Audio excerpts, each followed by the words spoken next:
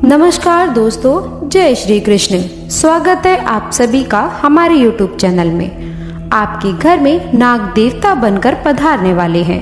दोस्तों, आपको कुछ सावधानियां रखनी चाहिए। इस वीडियो में हम आपको ऐसी जानकारी देंगे जिससे आपकी किस्मत 100% बदल जाएगी।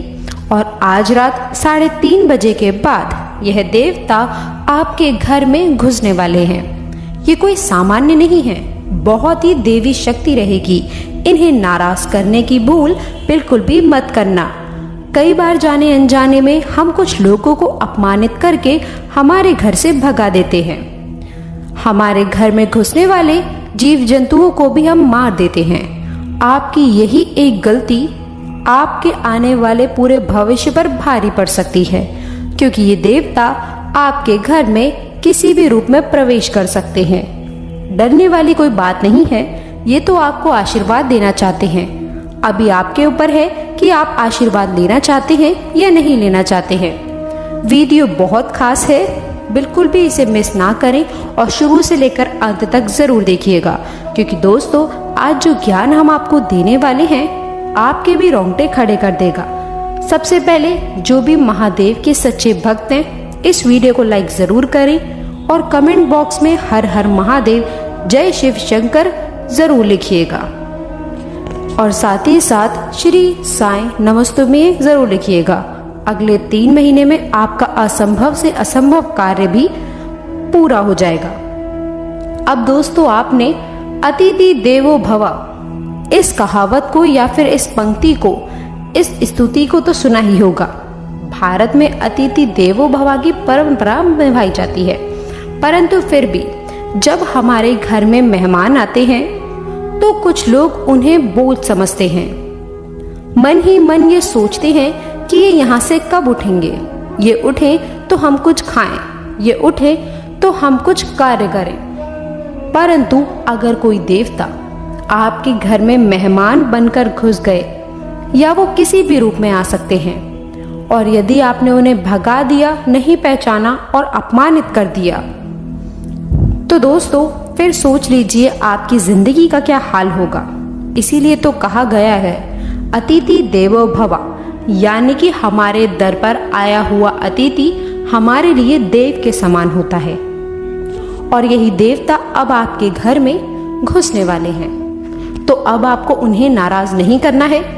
हमें तो हर मेहमान की पूजा करनी है, चाहे वो बहुत बड़े से बड़ा क्यों ना हो और छोटे से छोटा क्यों ना हो। अगर हम उसकी पूजा करेंगे तभी तो ईश्वर हमें आशीर्वाद देंगे। किंतु द्वार पर आए मेहमान पर इतनी मेहमान करें तो मैं इसके दर पर जब जाऊंगा तो कितना कल्याण होगा। अब भगवान भी आपके दर पर किसी भी रूप में आ सकते हैं, इस बात में कोई भी दोहराए नहीं है। इसीलिए दर पर आए मांगने वाले की, दर पर आए याचक की, घर पर आए मेहमान की कभी भी बुराई नहीं करनी है। उनके खिलाफ मन में कभी भी द्वेष या गलत भावना उत्पन्न नहीं होने देनी है। और हमें इस चीज का ख्याल रखना है कि हमें आगे बढ़ना है, उनकी सहायता करने के लिए, उनका नमन करने के लिए, क्योंकि यही आपका सूत्रधार साबित होगा। इस बात को आप हमेशा याद रखिएगा। अब बहुत सारे लोग जीव जंतुओं से बहुत डरते हैं। देखिए, हर प्राणी में परमात्मा का वास है। परमात्मा ने सभी को बनाया है, डरने की कोई बात नहीं है। हमें सभी जीव जंतुओं की रक्षा करनी है। परंतु बहुत सारे लोग कीड़े मकोड़ों को देखते ही उन्हें मार गिराते हैं। ऐसा करके वो बहुत बड़ा पाप अपने हाथों से कर रहे होते हैं। इस बात का आपको अंदाजा नहीं होता, लेकिन बहुत बड़ा अनर्थ आपके द्वारा हो चुका होता है। ये आपको बिल्कुल भी शोभा नहीं देता है, आपके पाप कर्मों को बढ़ाता है और आपके लिए अपने महत्वपूर्ण कार्यों में अटकनें पैदा करता है। तो अब अगर आपके घर में कोई देवता आने वाले हैं तो वो जीव जंतुओं का रूप लेकर भी आ सकते हैं। मान लीजिए वो किसी जंतु का या फिर जीव का रूप लेकर आपके घर में आ रहे हैं और आपने उन्हें बहुत मार करके भगा दिया, या थोड़ा छोटा कीड़ा मकोड़ा उसे आपने अपने पैर से कुचल दिया, तो सोचिए आपके द्वारा कितनी बड़ी गलती हो जाएगी। यही तो दोस्तों परीक्षा का समय होता है। मान लीजिए अनजाने में आपसे अगर कोई गलती हो जाती है तो दोस्तों मौका होता था आपके पास में किस्मत को चमकाने का, उस मौके को आप खो देते हैं। तो हमारा आपसे यही आग्रह है कि मात्र 48 घंटे बाकी रह गए हैं। आज रात 3:30 बजे के बाद कभी भी देवता आपके घर में प्रवेश कर सकते हैं। बहुत सारे लोग ऐसे भी होते हैं जैसे खुद देवता आते हैं आपके घर परिवार के या कोई भी, जिसके बाद वे हवा में झूमने लगते हैं, अलग अलग तरह की हरकतें करने लगते हैं। तो आप उनके चरण स्पर्श जरूर करें। इस रूप में भी वो आपके घर में प्रवेश कर सकते हैं, लेकिन आप उन्हें पहचान नहीं पाएंगे। और दोस्तों हो सके तो उनके मनपसंद चीज उन्हें खिलानी है और किसी भी तरह से उनसे आशीर्वाद ले लेना है, क्योंकि उनका ये आशीर्वाद आपके काम आएगा। उन्हीं का आशीर्वाद आपको दुश्मनों की चाल से बचाएगा। उन्हीं का आशीर्वाद आपको हर परिस्थिति का सामना करना सिखाएगा। आने वाले अगले दिनों में एक और चाह तो दूसरी ओर राह, यानी कि जो चाहेंगे उसी का रास्ता बन जाएगा। परंतु कई बार ऐसा भी हो जाता है कि इंसान मन से जो काम करता है उसका रिजल्ट बहुत अच्छा आता है, और जो लोगों की बातें सुनकर काम करता है उसका परिणाम अच्छा नहीं आता। इसीलिए आप भगवान को पूजिए, लेकिन अपने मन से, ना कि किसी दूसरे कर कहने पर। अगर आपकी कोई मन्नत पूरी नहीं होती है तो उस भगवान को बदल देते हैं, किसी और भगवान की शरण में चले जाते हैं। वहां पर भी उसकी मन्नत पूरी नहीं होती तो तीसरी भगवान की शरण में चले जाते हैं। और यहाँ तक तो छोड़िए, जब बहुत समय तक आत्म नहीं होता है तो अपने धर्म को छोड़कर किसी और धर्म के पास पहुंच जाता है। मानव यहां तक गिर चुका है कि उसे सिर्फ अपना काम पूरा कराना है, तभी वो उन भगवान को मानेगा। देखिए, एक उदाहरण के तौर पर बहुत गहरी बात समझाएंगे, कान लगाकर सुनिएगा। मान लीजिए आप एक कुआं खोद रहे हैं। आपने उसे थोड़ा सा खोदा और पानी नहीं आया, तो आप दूसरा कुआं खोदने लग गए। उससे भी आपने थोड़ा खोदा और पानी नहीं आया, फिर आप तीसरा कुआं खोदने लग गए। इसी तरह से आप कुएं खोदते गए और किसी में भी पानी नहीं आया। पानी ना आने का कारण क्या था? आपने सब कुओं को थोड़ा थोड़ा खोदा। अगर आप एक ही कुएं को लंबा खोद देते, गहरा खोद देते, तो 100% गारंटी थी कि उसमें से पानी आ जाता। उसी प्रकार से अलग अलग भगवानों को पूजने की गलती मत करिए, चाहे आपका काम बन रहा है या नहीं। किसी एक भगवान की भक्ति में ही संलग्न न रहिए।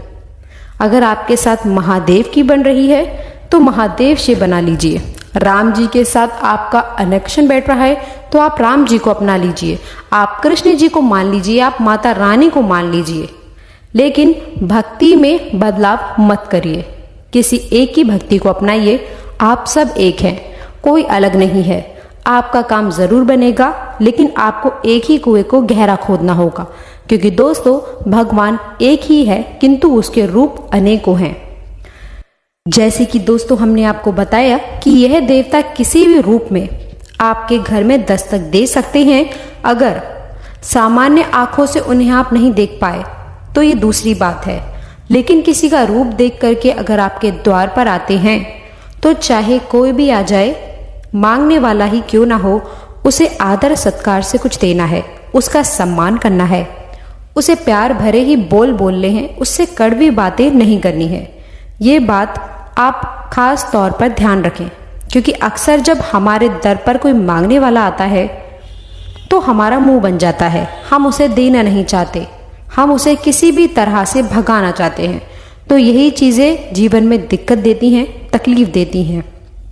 अगर भगवान ने आपको किसी को कुछ देने के काबिल बनाया है, देखिए लेने के काबिल तो नहीं बनाया है, देने के काबिल ही बनाया है, तो ये कितनी अच्छी बात है। आपको इसका अभिमान रखना चाहिए कि आपको भगवान ने देने के काबिल बनाया है।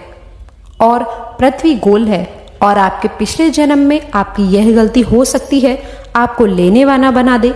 इसीलिए हमें तो आज से ही, अभी से ही हमारे कर्मों को सुधारते रहना है, क्योंकि हमें इस जीवन मरण के चक्र में नहीं फंसना। हमें तो भव सागर पार करना है, और वो भव सागर पार होगा मर्यादा के साथ, आत्मसम्मान के साथ, ईमानदारी के साथ, सत्यता के साथ, और हमेशा सदा सही व्यवहारिकता सत्कर्म के साथ। तो जिंदगी में ये नियम बना लीजिए कि सभी से प्यार से रहेंगे, सभी से प्यार से बात करेंगे, तो ये दुश्मन ही क्यों ना आपके द्वार पर आ जाए, हमें उसका भी सम्मान ही करना है। तो दोस्तों, आशा करते हैं कि वीडियो में दी गई जानकारी आपको बहुत पसंद आई होगी।